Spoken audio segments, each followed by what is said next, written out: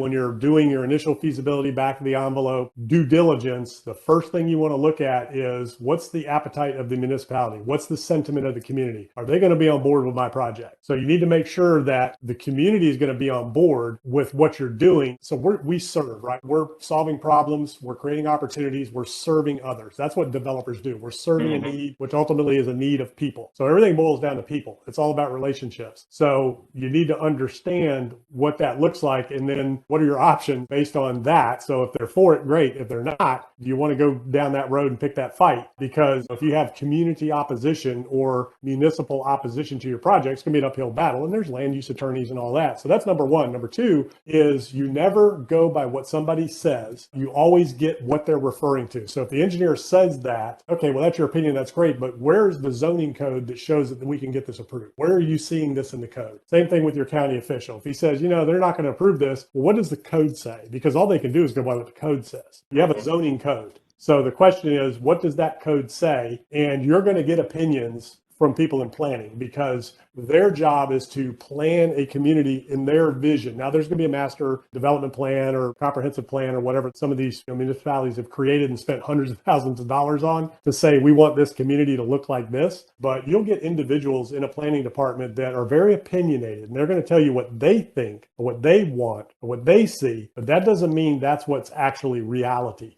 Doesn't mean it's what the code says. Doesn't mean it's what the other board members say.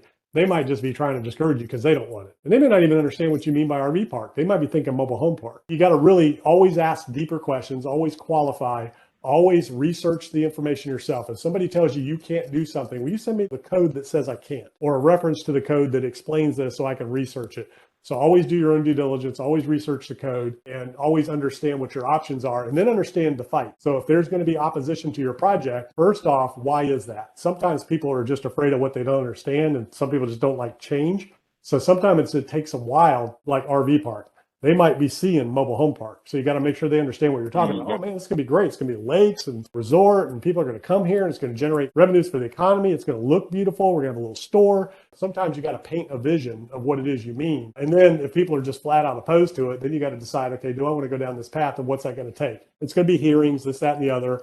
And as developers, we have to have thick skin, right? We're the evil developers. All we care about is money and all that, right? So you're going to have a target on your back anyways. And then you have land use attorneys that you can just send in to do the work for you. So worry about that when it comes to rezoning and getting approvals. But always do your own homework. Always research the code yourself when somebody tells you what you can or can't do, so that you've got evidence, you see it in writing, and always question. Never assume anything. Always question everything and dig deeper, ask deeper questions.